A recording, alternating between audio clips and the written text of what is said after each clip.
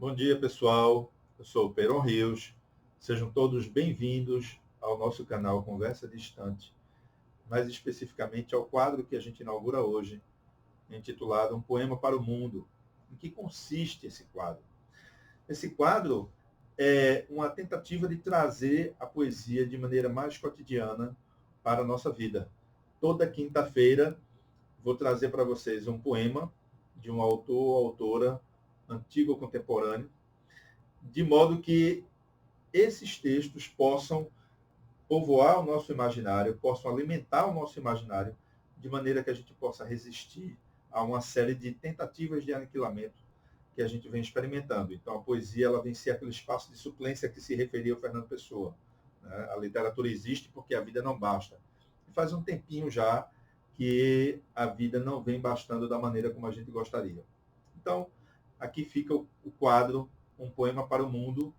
Toda quinta-feira eu vou trazer esses vídeos para vocês, tá certo? Em que a poesia vai assumir um espaço de protagonista.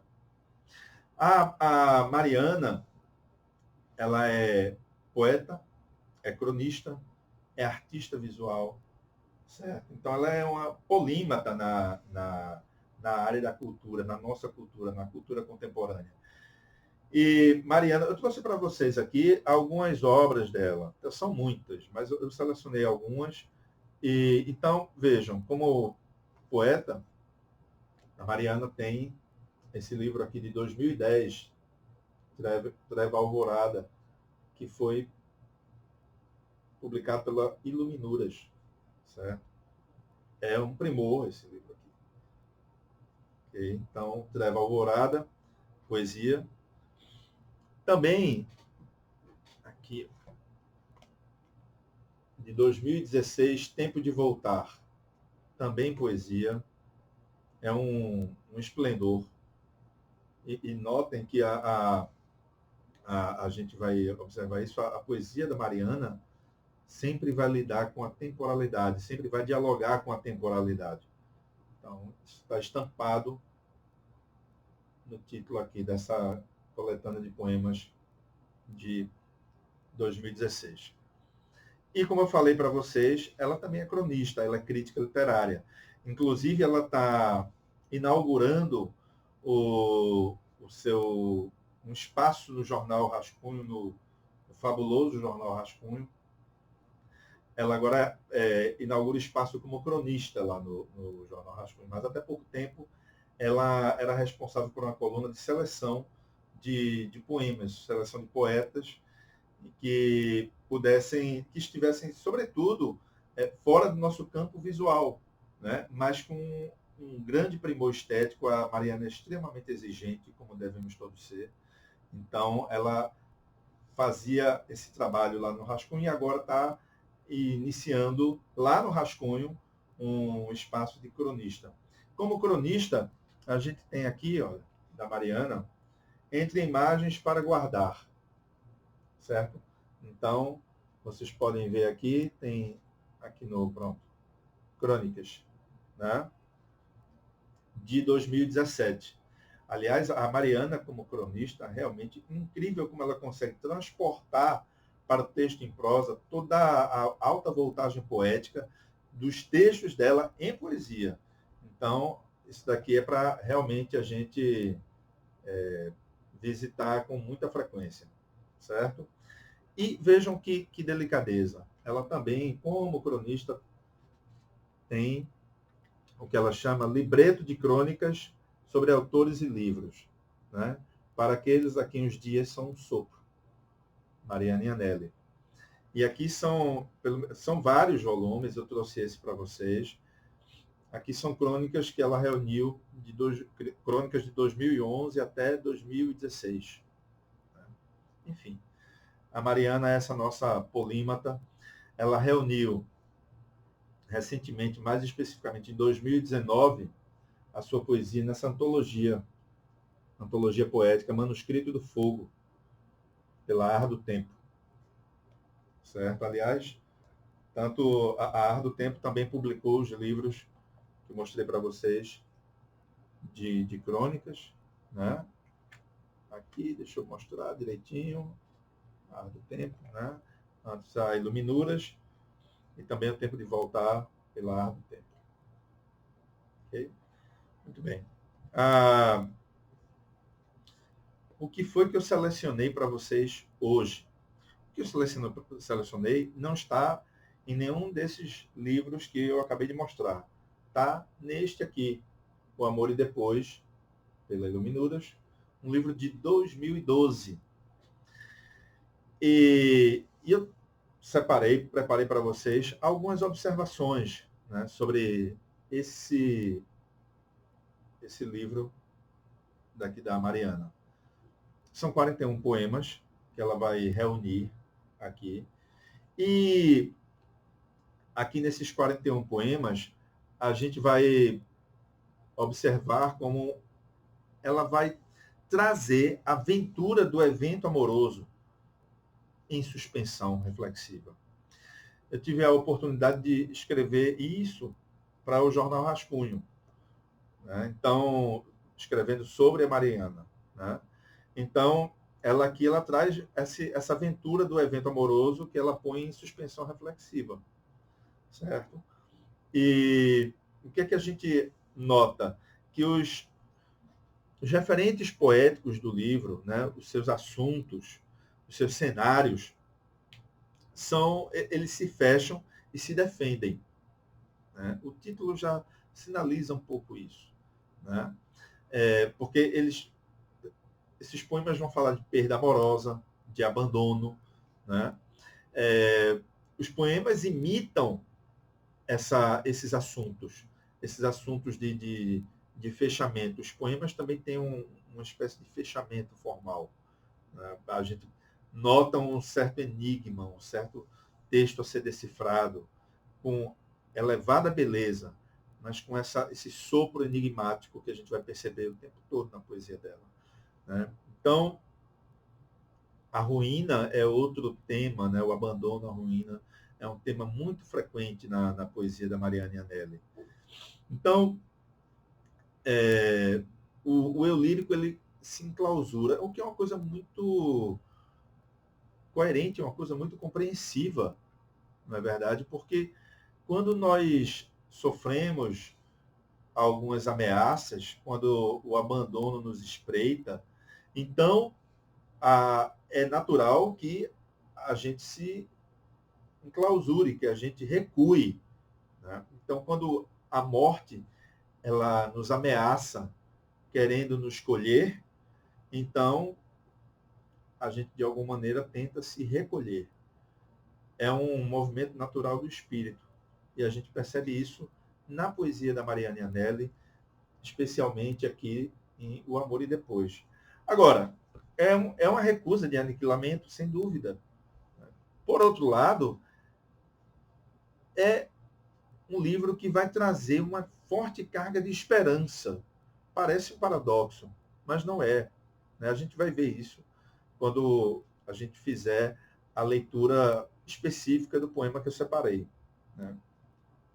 Então, isso na linguagem se revela a partir de elipses, né? Se revela, ou seja, aquelas palavras que não aparecem, aquelas estruturas que não aparecem, mas estão subentendidas, né? E também de catáforas, ou seja, aquelas estruturas linguísticas que apenas sinalizam algo que só vai aparecer depois, né? São marcas como uma espécie de pista, e a referência só vai aparecer depois. Isso a gente vê muito no cinema, né? Nos filmes de suspense, nos filmes de terror. A gente vê isso na poesia, a gente vê isso na prosa. A catáfora como uma espécie de anunciação do que vai se revelar apenas posteriormente. Tudo isso junto vai trazer essa carga enigmática, essa carga de suspensão que a Mariana propõe de maneira tão feliz na sua poesia. Tá, pessoal? Então, ela traz essa névoa que acaba sendo uma espécie da imagem do fogo-fato, né? Desse abandono, dessa perda. O fogo-fato acaba sendo um emblema, eu acho, muito preciso para esse tipo de atmosfera que a Mariana convoca para nós. Ou seja, o livro é uma espécie o livro inteiro, né? Ele nos convoca e nos confronta. É um imã e um enigma, certo? Bem, dito isso, qual o poema que eu separei para vocês? Eu separei o poema que intitula a própria obra, O Amor e Depois. Então, deixa eu abrir aqui. Aliás, tem outras coisas. Foi difícil selecionar, porque existem tantos outros poemas que ficam concorrendo, né, buscando a nossa predileção. E, infelizmente, a gente tem que fazer a seleção. Acaba sendo uma espécie de fratura, né, uma fratura afetiva, mas enfim. O Amor e Depois eu vou fazer a leitura e depois alguns comentários sobre essa beleza que a gente vai ler agora. O Amor e Depois. Era esperado que aos poucos definhasse, fosse desaparecendo naturalmente levado pelo sono. Era suposto que por abandono morresse. E não teria o vento nenhum sentido de ventura, seria apenas a passagem de uma hora branca, entre outras tantas, para um coração manso que já nada espera nem recorda. Como se o tempo não devorasse também o desconsolo, e dele fizesse exsudar um leve perfume, como se não arrastasse cada corpo uma penumbra, como se fosse possível, em vida, a paz dos mortos.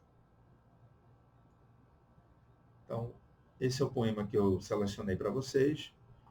A gente percebe, a gente sente o clima corrosivo que o texto traz.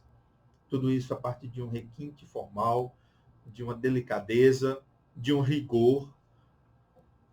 Para isso, eu queria que a gente fizesse a releitura, mas agora com uma espécie de lupa e de comentário sobre algumas passagens específicas. Tá? Então, olhem só. Era esperado que aos poucos definhasse. E aí a gente pergunta, né? Quem definhasse? Fosse desaparecendo naturalmente levado pelo sono. Então, notem que o poema não diz. O poema é aquilo que eu falei da catáfora. Ele fica essa névoa, fica esse enigma suspenso. Era suposto que por abandono morresse. Mas antes, deixa eu fazer a releitura para que a gente perceba um detalhe sonoro, um detalhe musical. Era esperado que aos poucos definhasse, que fosse desaparecendo, naturalmente levado pelo sono. Era suposto que por abandono morresse. Então, notem que a Mariana vai nos entregando rimas, mas com uma descrição admirável. Não são aquelas rimas ostensivas, muito menos rimas esperadas. São rimas que nos surpreendem. Então, ela costura o texto, mas não mostra a marca da costura. O texto tem um trabalho, mas não expõe o seu suor. É essa descrição que acaba sendo uma espécie de característica tão visível, né, com o perdão da antítese, na poesia da Mariana.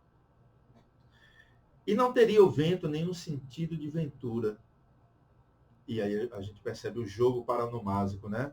Do vento e ventura, como ela vai, de novo, utilizando as palavras de maneira erótica, as palavras, o corpo das palavras vai, elas, a partir dos seus corpos, vão se enamorando. É isso que eu quero dizer. Então, por isso que tem uma atmosfera erótica.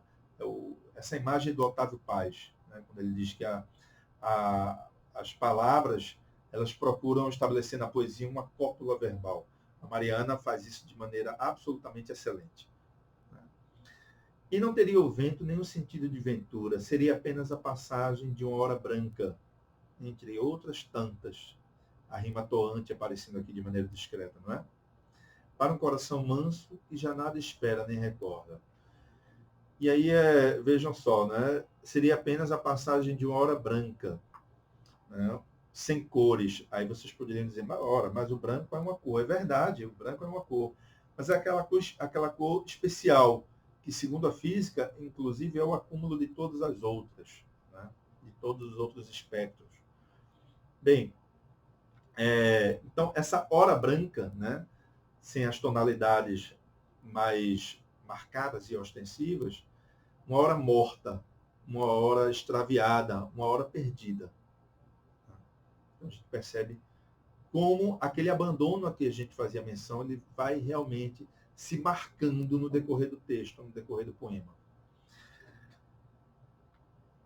E ela diz, né, entre outras tantas, para um coração manso que já nada espera nem recorda. E veja que coisa, que tragédia está aqui, subliminar, subterrânea, né? Porque por um lado é um coração manso que já não espera, né, é uma espécie de apatia, da desesperança, né? Ou seja, é um descompromisso com o futuro. E sendo um descompromisso com o futuro, também é um coração manso que não recorda. É um descompromisso com o passado. Certo? É uma espécie de amnésia, né, esse descompromisso com o passado. Como se o tempo não devorasse também o desconsolo. E aqui é onde aparece aquela esperança que eu fiz menção. Aquela esperança discreta, também ela discreta. Porque, como lembra o Eclesiastes, e aliás, o Eclesiastes é uma espécie de baliza cultural a que a poesia da Mariana vai dialogar, com a qual a poesia da Mariana vai dialogar bastante, né? O Eclesiastes, essa ideia que para tudo há um tempo, para tudo há um momento. Inclusive, o tempo da dor também ele é efêmero, também ele passará, também o tempo se consumirá, né?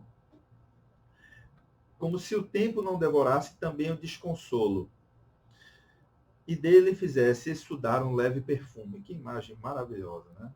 O tempo fizesse exalar, exudar um leve perfume. Esse tempo que dissolve também é um tempo que aromatiza, né? Que vai aromatizar a nossa experiência, aromatizar a nossa vivência, a nossa própria vida.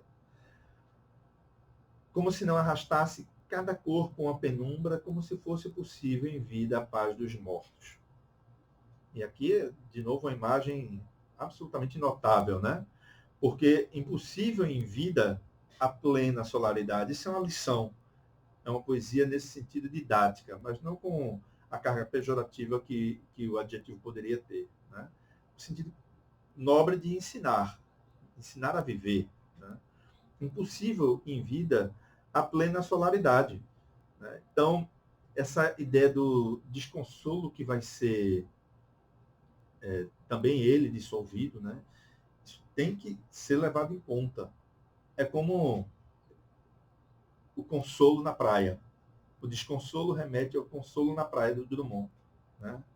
O primeiro amor passou, o segundo amor passou, o terceiro amor passou, mas o coração continua. Então, de maneira sutil, de maneira quase imperceptível, o texto da Mariana também traz essa mensagem. Traz o abandono, traz a ruína, mas junto a isso, acaba trazendo uma espécie de esperança sutil e discreta, uma flama, né, que a gente pode soprar e novamente aquecer o espírito. Certo? Então,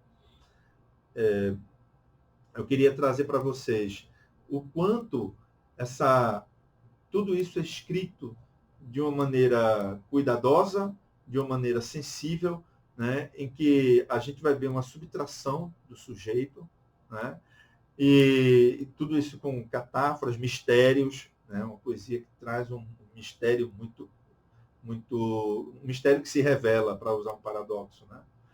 Então, é uma poesia de enigma, de opacidade, mas ao mesmo tempo que tem uma opacidade porosa. De novo, uma antítese trago para vocês. Por quê? Porque ela se comunica.